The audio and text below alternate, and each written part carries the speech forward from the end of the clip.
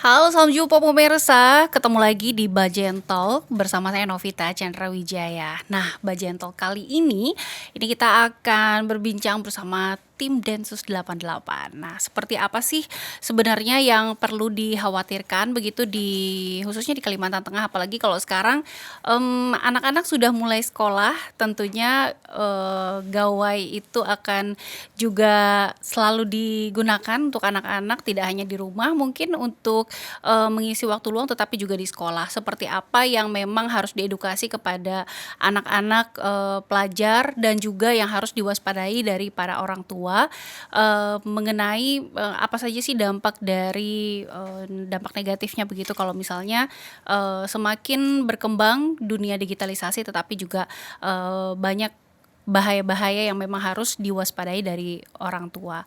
Kita akan berbincang ini di Bajen Talk bersama dengan Pak Ganjar, tim Densus 88. Selamat datang Bapak. Selamat siang, Assalamualaikum warahmatullahi wabarakatuh. Shalom, salam sejahtera bagi kita semua. Pakai arus juga. Harus. Nah, ini kan kalau tim Densus 88 selalu mengedukasi, selalu juga kita sering berbincang ya Pak ya. Kita berbincang mengenai bagaimana sih masyarakat ini diedukasi untuk setidaknya memahami dari yang lagi harus diwaspadai begitu. Terus juga paham radikal. Dan seandainya juga kalau di Palangkaraya walaupun kok adem-adem aja gitu ya, aman-aman aja, tapi masyarakat tentu harus memahami begitu ya Pak ya. Betul. Apa sih yang harus ditakuti begitu atau diwaspadai oleh masyarakat Pak? Oke, Mbak Novi ya, terima kasih kami diundang ke sini untuk melaksanakan podcast ya, tentunya untuk edukasi, untuk edukasi betapa bahayanya paham-paham intoleransi, radikalisme dan terorisme bagi generasi muda, dan ada lagi nih sekarang paham kekerasan yang lain, Mbak, atau paham nihilisme ya. Nanti akan kita kupas sedikit ya bagaimana bahayanya paham-paham tersebut. Nah, di era digital yang sungguh luar biasa hebat ini, ya, sekarang kelompok-kelompok radikal dan kelompok-kelompok kekerasan sudah masuk ke dalam ruang-ruang digital. Perlu kita ketahui bersama bahwasanya pada arus digitalisasi yang luar biasa hebat ini, anak-anak sekarang mana sih yang nggak punya gadget Android ya? Kita bicara dari situ dulu aja. Kelompok-kelompok radikal akan mencoba masuk karena apa? Ya, karena melalui Android atau media sosial lainnya, platform lainnya, game online itu sangat murah dan sangat efektif. Nah, sebelumnya saya berterima kasih kepada pemerintah provinsi Kalimantan Tengah, Bapak Gubernur, Bapak Kepala Dinas Pendidikan dan juga kabupaten kota yang telah mengeluarkan surat edaran, Mbak. Surat edaran pembatasan pemakaian gawai di lingkungan sekolah. Pembatasannya ini bukan pelarangan ya. Bila mana gawai tersebut dipakai untuk mendukung proses belajar mengajar, tentunya itu positif. Tetapi kita lihat sekarang ini banyak anak-anak yang sudah cenderung ini dia termotivasi dengan gawai. Ya. Kita ketahui bahwasanya anak-anak sekarang ini tidak bisa lepas dari gawai. Iya. Ya, mungkin bagi orang tua bagaimana sisi keluarga ini sangat penting sebenarnya. Jadi bagaimana keluarga, orang tua bisa melihat anak ya, keseharian anak, bagaimana anak ini menembus batas ruang dan waktu ini juga harus mendapat pendampingan. Nah, seperti itu. Bahayanya media sosial, baik itu game online dan platform lainnya sudah terbukti. Nanti kita berbicara juga bagaimana Kalimantan Tengah, Palangkaraya. Kita mengingat kejadian SMA 72 yang ada di Jakarta ya. Pada saat itu medio tahun 2025 di bulan November, tepatnya di hari Jumat, itu terjadi 3 kali ledakan. 3 kali ledakan. 2 kali ledakan di tempat ibadah, kebetulan hari itu hari Jumat. satu kali ledakan percobaan bom bunuh diri yang dilakukan oleh anak sekaligus korban. Nah, nanti kita berbicara dua ruang di sini. Yang kejadian SMA 72 Jakarta itu bukan terpapar paham radikal, ingat ya. Tetapi itu terpapar paham kekerasan. Terpapar paham kekerasan dari mana? Dia direkrut melalui game online. Bukan game online yang salah ya dalam hal ini, tetapi game online dan platform media lainnya hanya dijadikan media untuk merekrut anak-anak masuk ke dalam paham kekerasan. Ini kalau kita berbicara paham kekerasan. Iya. Nah, sekarang kita berbicara tentang paham intoleransi, radikalisme, terorisme. Tentunya kalau kita sudah berbicara paham intoleransi, radikalisme dan terorisme, ini yang terafiliasi kepada kelompok teror. Yang tentunya kalau kita berbicara radikal, terorisme, ini punya tujuan politik dan mengatasnamakan agama. Ini beda ruang lagi. Ada dua ruang. Tetapi antara radikalisme, terorisme, dan kekerasan ini sama-sama berbahayanya. Iya. Ya. Sekarang pertanyaannya, generasi muda sekarang kok kenapa sih kok sekarang ini masif anak-anak muda sekarang ini gampang sekali terekrut? Ya. Karena ini tadi Mbak, karena di media sosial kita bisa mengakses apapun, ya. Kesalahan yang diberitakan secara berulang-ulang, apalagi ada video-video atau film-film di situ, nanti akhirnya akan ada pembenaran di situ. Iya. Nah, terlebih lagi orang tua yang kurang kontrol terhadap anak, kembali lagi ke keluarga. Anak dibiarkan sendirian, akhirnya memutuskan sesuatu sendirian, berpikir sendirian, akhirnya anak terperosok kepada baik itu paham radikal maupun paham kekerasan. Seperti itu. Nah, kalau yang Bapak sampaikan ada dua yang memang harus dikhawatirkan, Ya, adalah dua ruang, paham radikal dan kekerasan juga begitu. Kalau dulu mungkin kalau kita bergeser ke era dulu yang belum digital, ini kan digital pesat berkembang ini kan setelah zamannya COVID ya Pak ya. Ya. Nah, sebelum zamannya COVID, paham radikal ini kan mungkin secara, kalau dikatakan hampir secara manual, tatap muka dan sebagainya. Masyarakat ini sudah teredukasi tidak sih mengenai pemahaman paham radikal itu apa begitu? Oke, kita berbicara Densus dulu Mbak ya. Iya. Densus 88 masif. Kita ada juga intelijen terbuka seperti yang saya lakukan sekarang. Kita bisa podcast seperti ini. Kita memberi edukasi kepada semua lapisan masyarakat. Ya, bahwasanya ternyata setelah kita lakukan evaluasi, ternyata pentingnya edukasi tentang bahayanya paham-paham yang kita sampaikan tadi. Kelompok-kelompok radikal maupun kelompok-kelompok kekerasan sekarang sudah bermetamorfosa, ya. Dari yang tadinya mereka melakukan secara offline, ya, secara mungkin di tempat ibadah, ya, di perkumpulan yang eksklusif. Sekarang sudah bermetamorfosa, mereka memakai media sosial itu lagi. Ya. Ditambah lagi kemarin kejadian yang paham kekerasan atau TCC, ya. Mereka tergabung dalam kelompok WA namanya TCC atau True Crime Community yang kejadian di SMA 72. Nah, kalau paham radikal ini kan mungkin ada yang bawa-bawa nama agama, kemudian juga mungkin di belakangnya adalah kepentingan politik, kepentingan antara di dalam dan juga di luar negeri begitu ya Pak ya, pemerintahan. Tetapi kalau paham kekerasan ini tuh dia tujuannya kemana? Oke, dari awal ya. Bila mana kita ada kata kunci dulu ya, sebelum kita berbicara tentang intoleransi, radikalisme dan terorisme, kita sepakat bahwasanya ini tidak berbicara tentang agama. Iya. Terlepas dari semua agama. Karena intoleransi, radikalisme dan terorisme itu ada di semua agama. Tetapi mereka akan masuk, menyusup dan menjadi menjadi tidak menguntungkan itu apa namanya itu? Dia akan masuk menyusup kepada kelompok-kelompok mayoritas. Iya. Ya. Kita ketahui bahwasanya di Indonesia ini saudara kita Muslim, ya, agama Muslim yang mayoritas, mereka akan masuk dan menempel kepada yang Muslim lebih banyak begitu yang ya, lebih Pak, banyak. Ya.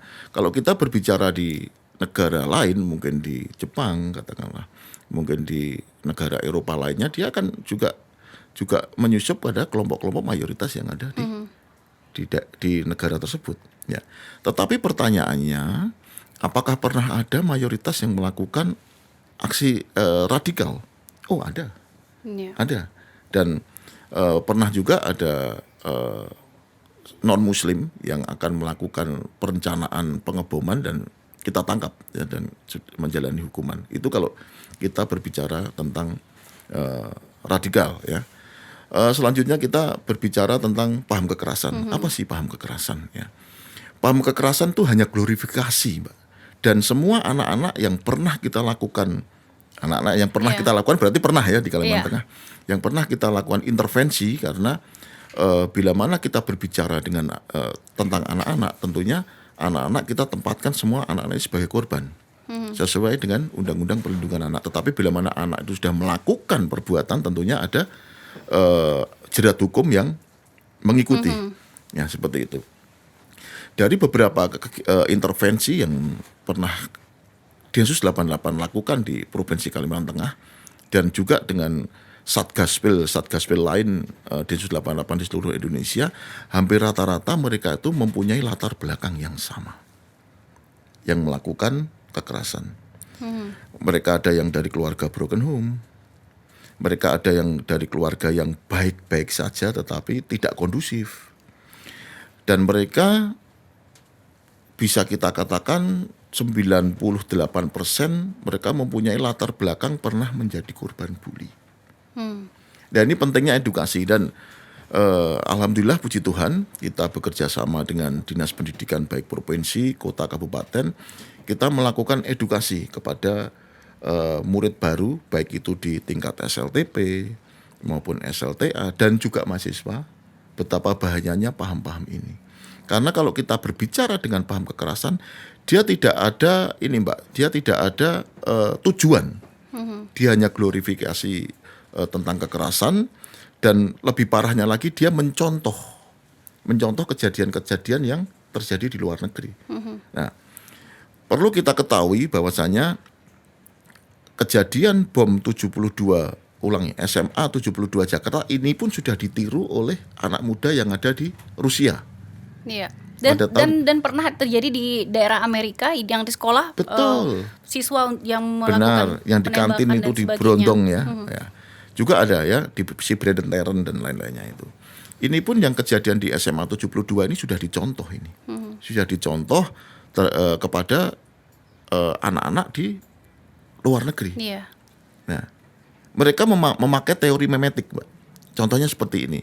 Seperti yang kejadian di SMA 72. Ya. Dia memakai bahan peledak karena di negara kita ini untuk mendapatkan bahan-bahan untuk dirangkai sedemikian rupa menjadi bahan peledak ini mudah didapat. Sedangkan yang dia contoh ketokohan yang tersangka ini lakukan di SMA 72 ini seharusnya memakai senjata api karena senjata api di sini tuh tidak mudah didapat. Makanya dia memakai bahan peledak tetapi simbol-simbol ketokohan dia yang terjadi di luar negeri seperti senjata api dibuat tulisan-tulisan tertentu tetap dia pakai meskipun itu senjata mainan. Itu namanya teori memetik. Oke. Nanti kita mau lanjutkan lagi, ini sangat menarik karena kalau sudah berkaitan dengan anak-anak sekolah yang tentu diwaspadai dari tingkatan bawah dari anak PAUD sampai dengan universitas ini juga perlu diedukasi ya Pak ya. Sepakat. Tidak hanya mengedukasi para anak-anak sekolah dan mahasiswa, tapi orang tua harus tahu juga begitu. Tenaga pengajar juga. Tenaga pengajar. Oke, nanti kita mau lanjutkan lagi.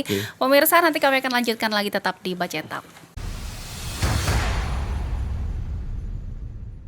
Ya, umur kita itu terbatas, hidup cuma satu kali. Jadi coba memanfaatkan, semoga bisa menebar kebaikan sebanyak-banyaknya dan seluas-luasnya.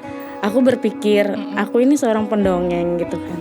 Nanti ketika aku sudah pensiun gitu kan, ini siapa nih yang ngeregenerasi gitu kan.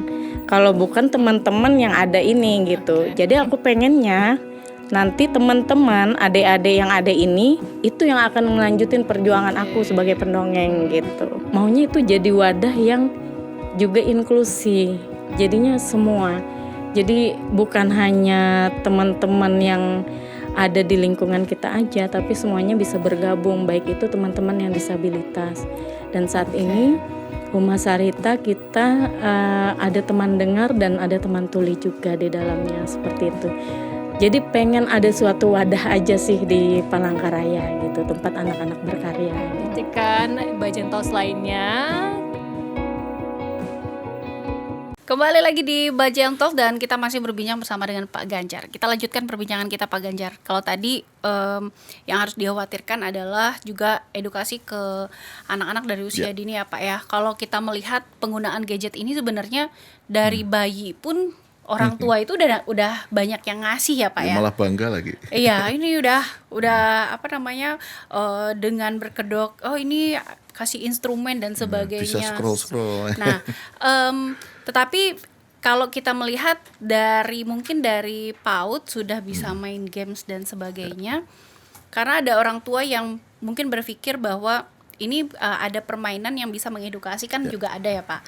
Tetapi saking cepatnya anak belajar juga bisa mendownload games-games yang memang mungkin orang tua tidak bisa memantau isi di dalamnya. Nah, ini seperti apa sih sebenarnya modus dari para mungkin yang ada punya kepentingan, kemudian memasukkan juga paham kekerasan, paham radikal di dalam itu supaya orang tua memang bisa melihat mungkin dari mungkin tidak mengikuti games itu ya Pak ya, tetapi orang tua bisa paham gitu Pak. Oke. Nanti masuk ke ciri-ciri juga tentunya. Iya. Yang pertama Mbak ya, yang pertama tentunya pada era digital yang luar biasa ini orang tua juga harus dituntut. Orang tua juga harus tahu apa sih digital. Jangan gaptek lah istilahnya seperti itu. Orang tua juga tahu ini wajib ya. Yang selanjutnya bagaimana kelompok-kelompok oknum-oknum ya, orang-orang jahat lah ya. Orang-orang jahat pola-pola seperti apa yang digunakan untuk merekrut anak-anak kita. Ya. Yang pertama Mbak, mereka akan berusaha menjadi teman dulu. Ya. Kita ketahui bahwasanya permainan Roblox, Mobile Legends, PUBG itu kita bisa berkomunikasi di situ. Ya, bisa berkomunikasi, bisa ngomong. Dari situ kelompok-kelompok tersebut mulai pelan-pelan merekrut. Ya. Dengan sok akrab, panggilan kakak pembina dan lain-lain. Akhirnya nanti dari sekian anak nanti dikirimkanlah sebuah situs. Setelah diklik mereka ditarik masuk ke dalam kelompok-kelompok WA kekerasan atau WA radikal. Dari situ. Nah, dari situ anak mulai terjadi brainwash atau pencucian otak. Ya. Bagaimana anak-anak tersebut diajarkan membenci orang tuanya, membenci saudaranya, bahkan membenci keyakinannya, apalagi membenci negara. Nah, mulai anak-anak itu digiring pelan-pelan. Oke. Sekarang yang perlu orang tua ketahui bagaimana ciri-ciri anak yang terpapar paham radikal atau kekerasan. Nah, ini penting sekali bagi para orang tua tentunya yang mendengarkan. Begitu juga pendidik nih. Seperti Mbak Novi sampaikan tadi, saya sepakat sekali bahwasanya ini adalah tanggung jawab kita bersama. Ya. Ciri-ciri yang pertama ya, anak akan menarik diri dari circle permainannya. Yang tadinya anak itu temannya banyak, dia bisa bergaul dengan baik. Anak tersebut tiba-tiba menarik diri dari pergaulannya. Dia hanya asik dengan teman teman online-nya ya Pak. Online-nya, teman khayalannya. Kita sebut teman khayalannya karena mereka kenal pun enggak kan gitu. Entah itu orang itu ada atau cuma, apalagi sekarang ada AI kan, teknologi cerdas luar biasa. Nah, dia akan menarik diri. Selanjutnya anak akan menjadi introvert dia. Ya. Sekarang banyak kita dapati anak pulang sekolah, ya. Sekarang makan siang, makan malam pun anak sudah jarang bergabung dengan orang tuanya. Dia asik dengan gadgetnya. Dia mulai introvert, ya. Nah, selanjutnya anak akan mengutarakan ujaran kebencian yang luar biasa. Yang kita maksud ujaran kebencian luar biasa ini banyak nih kalau kami melakukan sosialisasi kepada seluruh lapisan masyarakat, Pak. Anak saya ini nggak main HP, tetapi dia juga ujaran kebencian. Nah, yang kita maksud ujaran kebencian itu anak tersebut mulai berani dengan orang tua dengan brutal sedemikian rupa. Ya, kita ambil contoh di beberapa tempat ada anak yang hanya karena permainan aplikasinya dihapus sama orang tuanya karena orang tuanya sadar bahwasanya aplikasi tersebut bisa menjerumuskan Iya. anak ke dalam kelompok-kelompok yang radikal atau kekerasan. Akhirnya orang tua ibu tersebut ditusuk anaknya, ditusuk oleh anaknya sampai dengan orang tua meninggal dunia. Iya. Begitu juga di tempat lain ada yang hanya karena kuota habis sama anak dengan brutal melawan orang tuanya. Terus selanjutnya yang paling penting ini yang keempat, ciri-ciri keempat. Anak tersebut akan menganggap semua barang-barang milik pribadi dia adalah barang yang sangat rahasia. Contohnya gadget, tas sekolah, kamarnya, jaketnya, buku-buku sekolahnya. Itu dia menganggap bahwasanya barang tersebut sangat rahasia. Karena sebenarnya anak ini sudah tahu apa yang ada di gadgetnya, apa tulisan-tulisan yang ada di bukunya, ini sebetulnya belum pas atau belum bisa dikonsumsi oleh anak seumuran dia. Karena di HP-nya tentunya banyak-banyak konten kekerasan, Iya. bahkan konten yang plus 21 tit ya. Dengan bahasa-bahasa yang memang Benar, bahasa yang dengan tidak bagus. kartun, dengan film-film wibu dan lain-lainnya itu, seperti itu. Nah, ini yang harus orang tua tahu, yang kita sampaikan ciri-ciri anak masuk dan terpapar paham kekerasan atau paham radikal. Berarti memang orang tua ini sudah harusnya sedari anak masih usia dini, pola asuhnya memang harus benar-benar di Benar konsep sekali, begitu ya Pak? iya benar sekali. Sekarang saya kesini pun tadi saya mampir di sebuah warung, ada seorang anak yang masih pakai masih pakai pampers pun sudah disuguhi orang tuanya dengan Handphone. film-film ya kan, lihat film Korea, film Iya. itu saya rasa kurang tepat. Dan parahnya lagi sekarang orang tua sekarang ini dia sayang terhadap anaknya tetapi dengan cara yang salah. Semua dituruti, dibelikan gadget yang terbaik, bahkan kota pun bisa sedemikian rupa. Iya. Nah, ini bukan sayang tapi justru ini akan menjerumuskan anak ke dalam tadi radikalisme atau kekerasan. Dan dari segi kesehatan juga Benar. tidak baik. Pasti. Kemudian kalau anak sekolah konsentrasi juga akan pasti terganggu ya Pak Sepakat. ya. Makanya dari sini, dari Dinas Pendidikan kami sangat-sangat terbantu dengan Dinas Pendidikan baik provinsi, kota, kabupaten, dan baru saja Mbak, itu dari Kemenak juga mengeluarkan surat edaran pembatasan di tingkat madrasah. Luar biasa. Terima kasih Pak Kakan. Berarti memang programnya yang dilaksanakan oleh Pak Ganjar bersama juga dengan rekan-rekan untuk dari tim Densus 88 khususnya di Palangkaraya di Kalteng, ini sosialisasinya harus memang benar-benar dari Yes. ke memang tepat sasaran ke anak-anak Betul sekolah sekali. begitu ya Pak ya. Betul sekali, dan kami tentunya tidak bisa sendiri. Terima kasih dengan RRI, dengan Mbak Novi yang kita selalu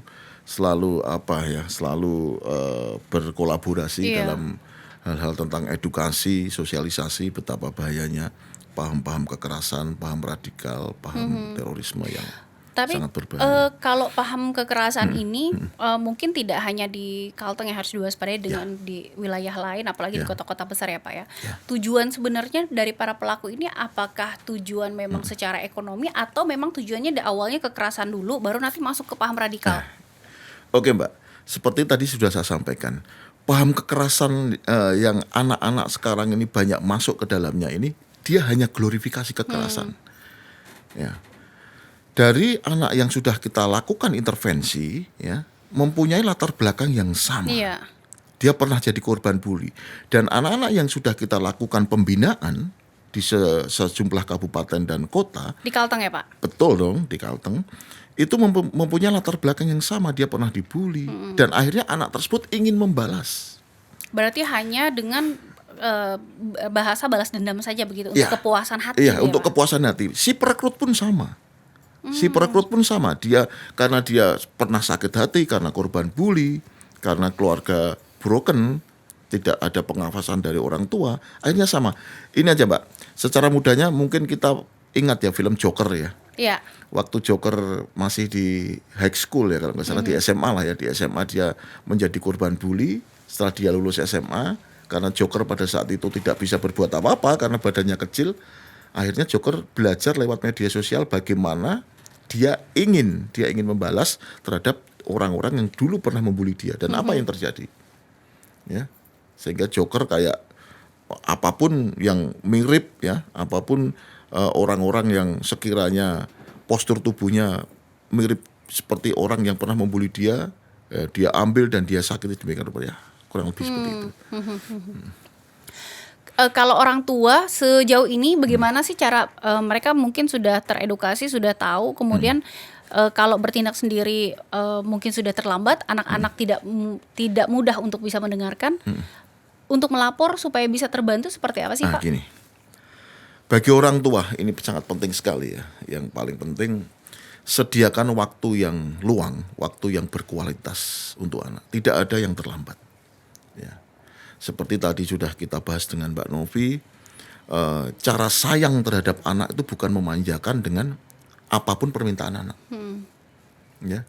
Indonesia ini termasuk masyarakat yang konsumtif terhadap tipe HP terbaru. Iya.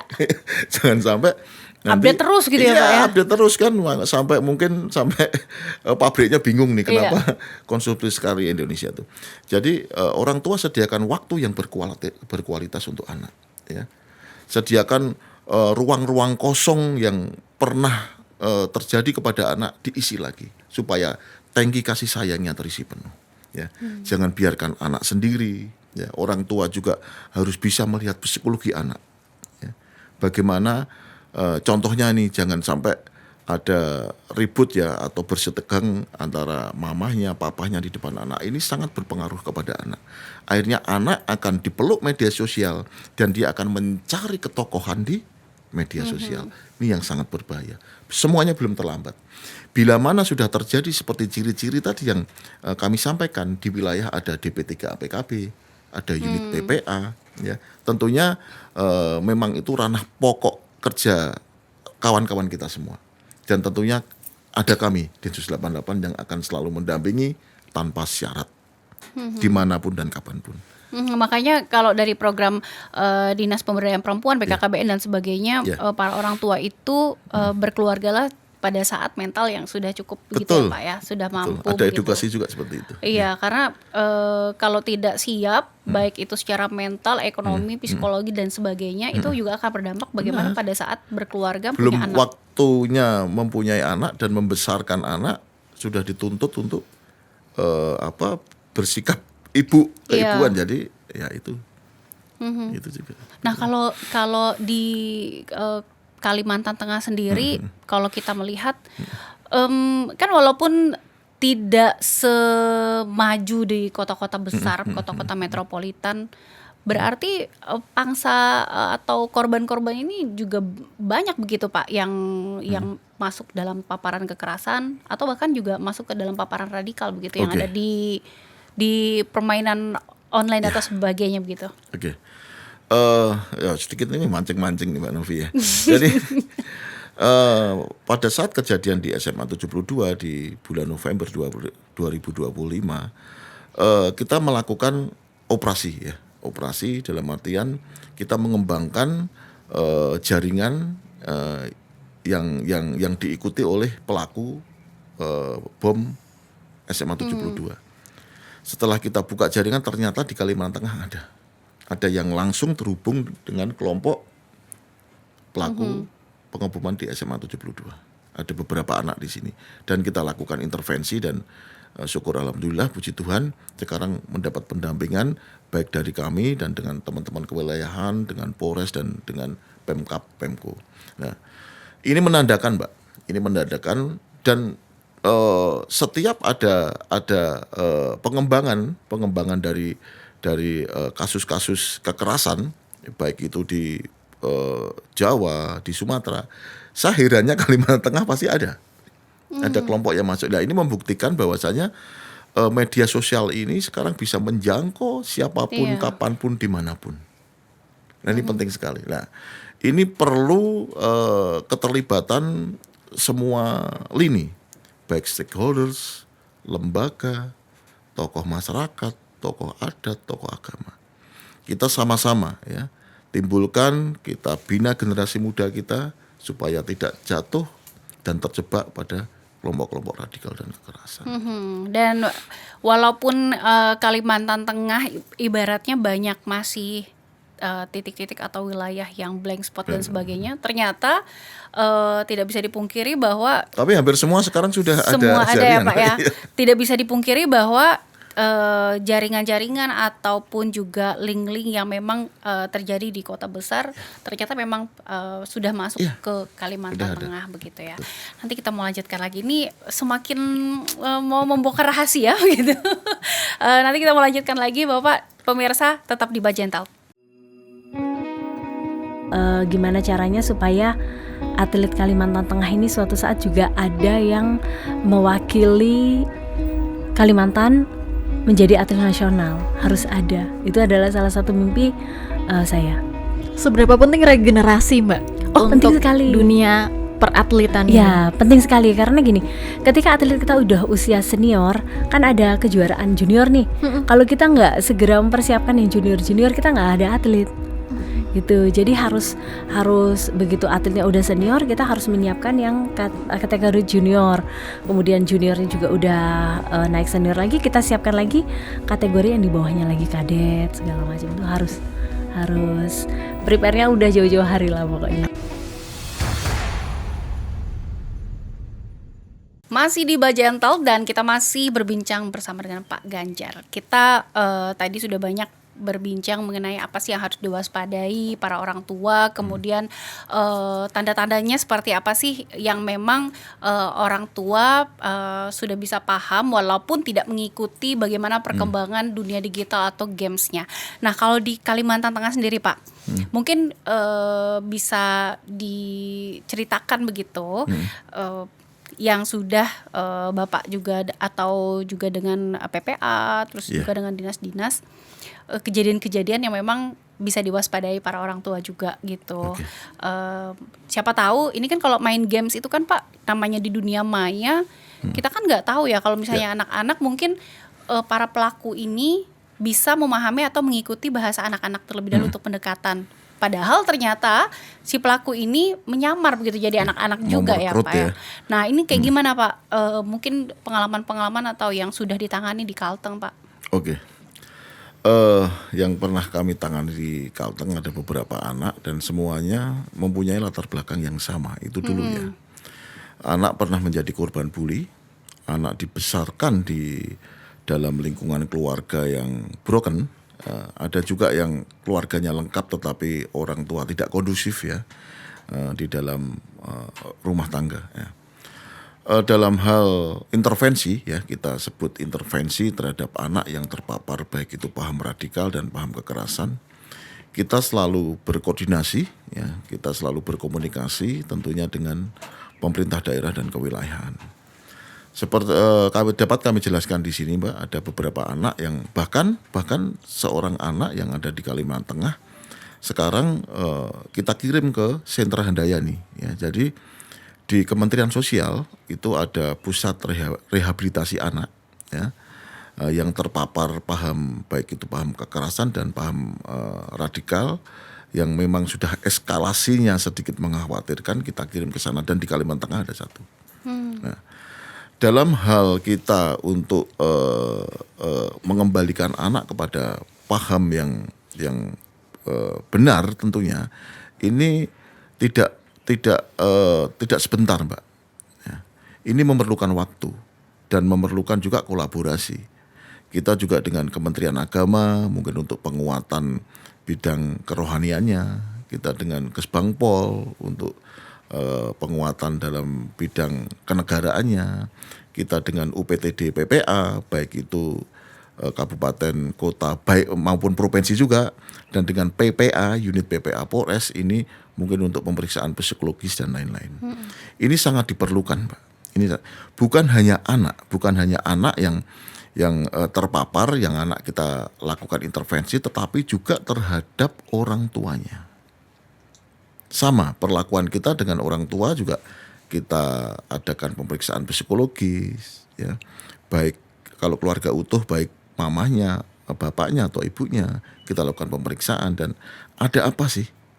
Ada yang salah di mananya. Nah, kita perlu kita tarik benang merah.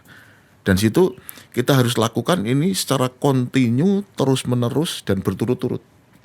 Ya. Karena kalau kita berbicara tentang pemahaman ini lain dengan kejahatan konvensional lainnya. Iya.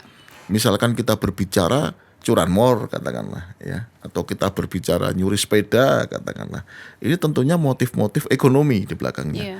Tetapi bila mana kita menengok kejahatan yang melibatkan pemahaman, itu sudah lain. Karena yang diserang adalah pemikiran, hal yang salah tetapi dikonsumsi, dan di situ kebenaran tentang kesalahan tersebut dibenarkan oleh penerima ideologi tadi. Nah, ini perlu waktu. Nah, ini terima kasih sekali dengan semua stakeholders yang tentunya kita yang bersama-sama. Nah, dan pada kesempatan ini juga Mbak, nggak apa-apa ya, saya mengucapkan terima kasih juga dari Dinas Pendidikan Provinsi Kalimantan Tengah. Kita sepakat bahwasanya nanti di tiap tanggal 8 ya, kita secara daring siswa SLTA sederajat nanti akan kita lakukan edukasi dan sosialisasi betapa bahayanya paham kekerasan dan paham radikal. Karena ini perlu. Karena kalau kita kembali ke pendahulu kita, negara yang kuat itu bukan pasukan perangnya nih yang hebat, tetapi bagaimana negara ini menyiapkan para generasi muda untuk mengisi pembangunan dan meneruskan jalannya roda pemerintahan di kemudian hari. Nah, kalau para orang tua berarti pola asuh dan juga pola pendekatan ini harus mengikuti dan menyesuaikan dari usia anak ya Pak? Ya, benar sekali. Kalau usia SMP menginjak SMA ini kan dia masa-masa transisi, masa-masa puber, emosinya masih sebetulnya sama meledak-ledak gitu. Kalau kita berbicara anak-anak under 18 ya tentunya mereka kan masih labil ya, masih labil. Kita tidak hanya anak SMA yang pernah kita lakukan intervensi, tetapi ada juga beberapa anak SLTP, ya.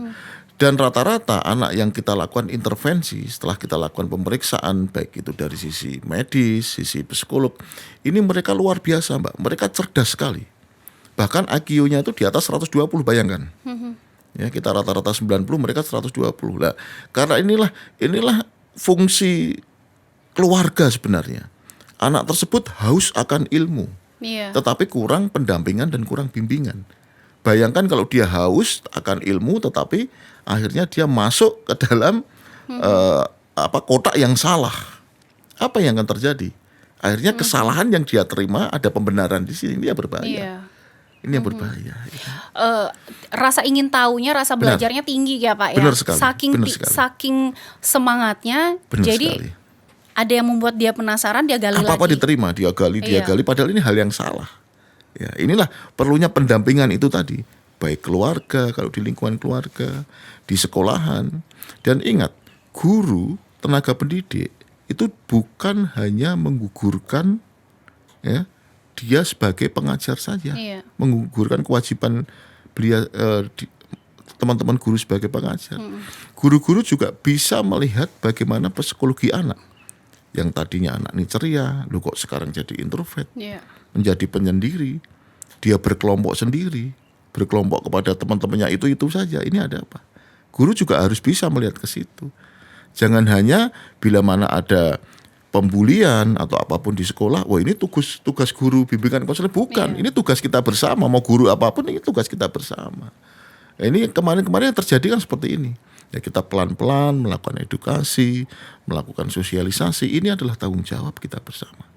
Dan ini PR kita bersama, dan ini anak kita bersama, ini anak bangsa yang harus kita selamatkan. Jangan sampai kelak kemudian hari para generasi penerus kita, anak-anak yang terpapar paham kekerasan dan radikal. Nggak bisa kita bayangkan itu. Kan dari tim Densus juga mensosialisasikan ke anak-anak sekolah, kemudian ke para masyarakat, khususnya para orang tua dan juga para guru. Nah ini kalau guru dikhawatirkan tidak sih Pak untuk takutnya terpapar dengan paham radikal dan sebagainya? Pemahaman radikal, kelompok-kelompok radikal, dia akan menyasar terutama kepada para tenaga pendidik. Ingat itu. Nah, kalau kita berbicara, ini bagus sekali Mbak Novi tadi. Dia akan menyasar kepada tenaga pendidik. Ya. Karena lebih mudah untuk menyampaikan ya, Pak. Karena dia pasti namanya tenaga pengajar itu anggapan dari para muridnya, wah ini benar yang dikatakan. Nah, di setiap kesempatan saya bertemu dengan kawan-kawan kita tenaga pengajar, baik itu di tingkat kabupaten, kota, provinsi, selalu saya tekankan di sini. Ya. Guru ini dilihat sebagai contoh. Ya.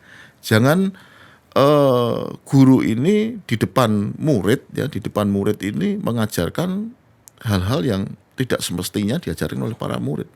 Dan pihak sekolah pun jangan salah juga bila mana mendatangkan mungkin guru ekstrakurikuler, ya, tokoh agama untuk mengisi kegiatan-kegiatan agama, bahkan pengajar pramuka, itu di profiling dulu. Iya.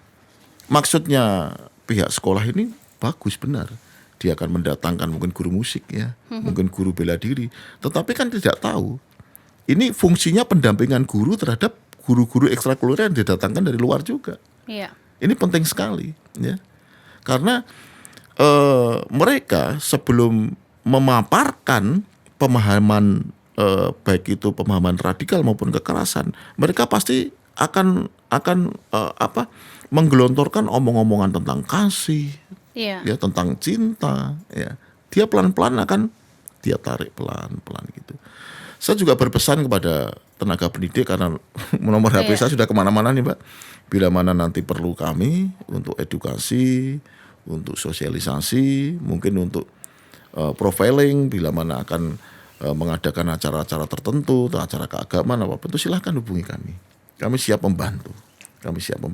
Kita sama-sama di sini karena ini adalah kembali lagi tanggung jawab kita bersama.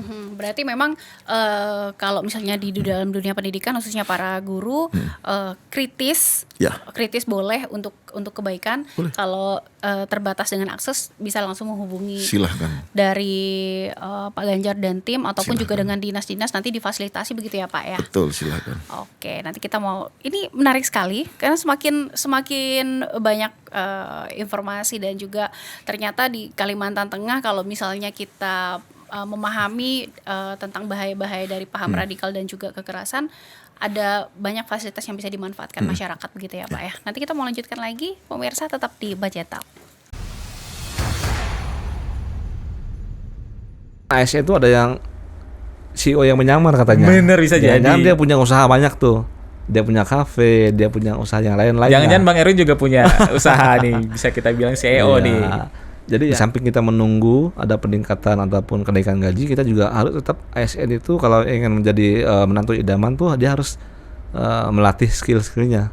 Dia harus unlock skill baru begitu ya. Jadi ketika teman-teman punya skill yang baru, katakanlah misalkan tadi ada yang ahli di pertanian, mungkin yang di dinas ini ya, atau yang jago public speaking di humas, atau yang jago medsos, nanti itu akan terbuka tuh pintu-pintu yang lain begitu ya. Jadi bisa dapat income dari skill yang kita punya. Jadi kita jangan cuma terpaku dari gaji begitu ya. Itu sih. Masih di Bajen Talk dan kita masuk ke sesi akhir ini pemirsa, mengenai bagaimana edukasi ke masyarakat khususnya para anak-anak muda, anak-anak sekolah dan juga orang tua untuk bisa memahami dan juga mengerti dan mewaspadai begitu ada paham radikal dan juga paham kekerasan yang pasti masuk ke dunia digital, permainan games dan sebagainya. Anak-anak perlu diwaspadai untuk jangan sampai terpapar dari paham kekerasan. Pak, kalau itu tadi kan games ya Pak ya. Awalnya games ini kan promosinya pasti lewat sosial media. Sosial media ini banyak akun-akun yang apalagi yang FYP viral dan sebagainya. Bahkan ada yang sampai masuk ke bagian promosi, dipromosikan begitu. Jadi semua orang kan bisa lihat ya Pak. Bagaimana sih harusnya kita tidak bisa menghindari bahwa konten-konten di sosial media untuk bisa merekrut atau bisa membuat kita tertarik penggunanya untuk bisa mengklik atau mendownload dari aplikasi dan sebagainya. sejauh ini seperti apa sih, atau ada kebijakan untuk diblokir, atau juga tidak bisa semuanya diblokir tetapi orang tua harus bisa dan anak-anak muda harus bisa memahami bahwa konten-konten itu atau promosi-promosi itu harus diwaspadai mengarahnya ke paham kekerasan atau paham radikal. Oke. Terima kasih Mbak Novi ya. Kembali kita kepada orang tua ya. Bagaimana pengawasan orang tua kepada anak. Ini dulu ya. Selanjutnya kita berbicara tentang aturan ya, aturan. Dari Kementerian Digital Komdiki ya, sudah menyampaikan aturan-aturan dan tentunya pasti nanti ini akan ditindaklanjuti. Di beberapa negara, Mbak, beberapa platform baik itu media sosial maupun permainan game online sudah take down ya. Nah, kita menunggu ini ya, karena kita tahu bahwasanya semuanya itu memakai proses. Tetapi dalam hal kita juga protect terhadap diri kita dan keluarga, tentunya peran orang tua dan peran daripada guru pembimbing ya, guru pembimbing, kita bicara lagi di lingkungan sekolah karena aturan bisa diberlakukan ya di sekolah. Nggak mungkin kan Pak RT mengeluarkan aturan pembatasan pemakaian kan nggak mungkin juga. Nah, ini penting sekali Mbak ya. Kita harus protect keluarga kita ya. Bagaimana tadi seperti yang kita sampaikan, orang tua juga jangan gaptek ya. Tadi sudah kami sampaikan juga apa ciri-ciri anak yang masuk dan terpapar paham kekerasan maupun paham radikal. Di antaranya anak akan defend nih terhadap barang-barang milik pribadinya. Nah, itu mau tidak mau, suka dan tidak suka, dan harus orang tua juga harus memberikan batasan kepada anaknya. Ya. Berlakukan waktu-waktu dia harus mengakses media sosial ya, tentunya dengan pendampingan. Ya, tentunya semuanya pasti pakai proses. Ya, semuanya pakai proses. Dan dalam hal ini kami juga dengan stakeholders, dengan tokoh agama, dengan tokoh masyarakat, dengan tokoh-tokoh mahasiswa, kami bersatu padu, Mbak. Ya. Bahwa di beberapa tempat kami juga berharap agar teman-teman, saudara-saudara kita yang kita lakukan edukasi, kita berikan juga materi pemaparan, beliau-beliau juga bisa menjadi deteksi dini dan menjadi kepanjangan tangan dari kita. Ya. Di semua lini, Pak. Baik itu guru, baik itu adik-adik mahasiswa, adik-adik pelajar, maupun bahkan kemarin di waktu yang sangat luar biasa kita dengan asosiasi kepala desa seluruh Provinsi Kalimantan Tengah. Kami berharap semua bermain ini. Ya. Kita kembali lagi, ini adalah tanggung jawab kita nih. Ya. Tidak mungkinlah kita ingin mempunyai anak yang situ terpapar paham kekerasan amit-amit ya, atau radikal. Ini adalah tanggung jawab kita bersama. Memang benar, Mbak, dunia maya ini hampir tanpa batas. Yang satunya sudah kita take down, muncul lagi satunya. Kan seperti itu. Apalagi sekarang kita mau klik, katakanlah mau klik PDF itu aja ya. Kita mau cari aplikasi PDF itu pun sudah banyak tuh iklan-iklan yang masuk itu. Ya, baik itu permainan apapun itu. Pada intinya kita harus bijak dalam bermedia sosial. Ya, bijak bermedia sosial, saring semuanya media sosial sebelum kita masukkan ke dalam pikiran kita bahwasanya ini ada, apakah ini benar atau ini salah, apakah ini melanggar hukum atau ini tidak. Ya, tentunya ini semuanya perlu waktu. Ya. Dan dalam hal ini kami Densus 88 siap dan akan terus berjuang. Ya. Baik melalui edukasi secara langsung maupun daring, nanti akan dicantumkan nomor kita bila mana nanti semua lapisan masyarakat perlu kehadiran kita.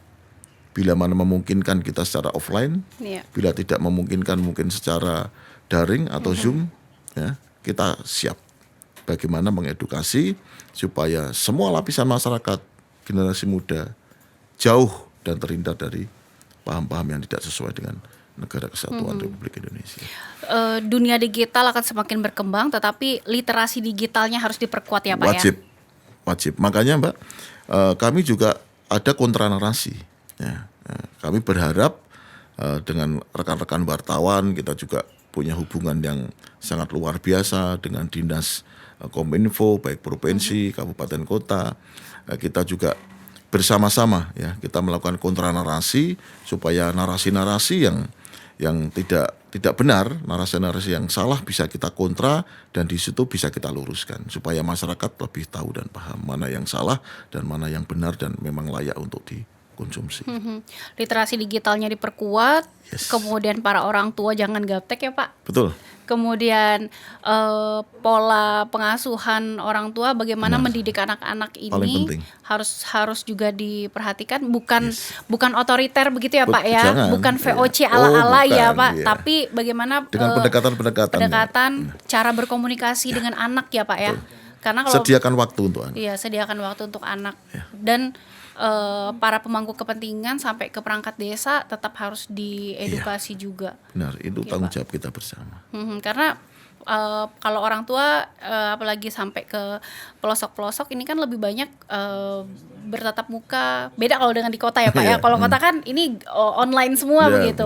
Harus memang benar-benar teredukasi ya Pak ya. Betul sekali, Mbak. Betul sekali seperti itu. Bapak terakhir mungkin bisa disampaikan, mungkin ada 2 ini berarti ya Pak ya. Satu untuk anak-anak sekolah, kemudian satu untuk para orang tua. Mungkin pesan-pesannya memang harus diingat begitu. Silakan Pak. Pertama kali untuk semuanya dulu ya. Jadikan konsensus dasar NKRI, Pancasila, Undang-Undang Dasar 1945 dan Bhinneka Tunggal Ika ya, sebagai landasan kita dalam berpijak dan dalam melangkah. Untuk anak-anak sekolah ya, bijaklah dalam bermedia sosial. Kita saring dulu, tanyakan kebenaran berita yang beredar ya. Hidup adalah pilihan. Bagaimana kita memilih yang baik dan bagaimana kita memilih yang tidak baik. Ya tentunya kita semua berharap untuk memilih yang baik. Yang paling terakhir Mbak ya, jadikan perdamaian, cinta dan kasih sebagai gaya hidup. Mungkin itu dari saya. Untuk orang tua. Ya, untuk orang tua, awasi anak kita, sediakan waktu yang berkualitas. Jangan biarkan anak berpikir sendiri. Jangan biarkan anak memutuskan permasalahannya sendiri. Bimbing anak dan dampingi anak. Baik, terima kasih Pak Ganjar sudah banyak berbincang bersama kita. Ternyata kalau secara masyarakat awam kalau mendengar atau membaca mengenai Densus 88 pasti berpatokannya kepada paham radikal, teroris dan sebagainya. Ternyata ada satu hal yang memang harus diwaspadai, yang memang bisa terjadi kepada kita Siapapun. semua, kepada siapapun, adalah paham kekerasan. Betul. Yang diawali dari mungkin trauma dan juga pengalaman pribadi yang tidak mengenakan, Benar sekali. khususnya dengan tindakan bullying ini ya Pak ya, baik itu sebagai pelaku dan juga sebagai korban dari bully ini. Ini harus diwaspadai khususnya untuk anak-anak muda, khususnya juga dengan para orang tua begitu ya Pak ya. benar sekali. Berarti mulai sekarang stop bullying. Stop bullying. Tidak bullying secara langsung dan juga bullying secara verbal di sosial media. Bullying juga, itu bukan hanya kekerasan fisik. Mhm. Kekerasan fisik, kekerasan verbal. Iya. Sekarang ada lagi bullying melalui media sosial. Ya, Itu yang memang harus dibully diwaspadai. lewat grup WA, ya jangan lagi. Dengan Tidak ada kata-kata lagi. dan sebagainya yang bisa Betul. menyebabkan trauma bagi seseorang begitu ya Pak Betul ya. sekali. Terima kasih Pak Ganjar sekali Sama-sama, lagi. Mbak Nanti Novi. kita mau semoga nanti bisa ada pertemuan untuk bisa berbincang lagi ya Pak ya. Kami selalu siap. Mengedukasi Siap. masyarakat, khususnya masyarakat di Kalimantan Tengah. Terima kasih. Dan pemirsa, demikian perbincangan kita bersama dengan Pak Ganjar dari tim Densus 88 mengenai bagaimana edukasi ke masyarakat, edukasi ke anak-anak muda khususnya ada di Kalimantan Tengah untuk bisa memahami paham radikal, paham kekerasan yang mungkin bisa terjadi di lingkungan sekolah, lingkungan masyarakat, dan kita harus bisa mewaspadai khususnya yang aktif di dunia digital. Saya Novita, sampai jumpa di Bajental berikutnya.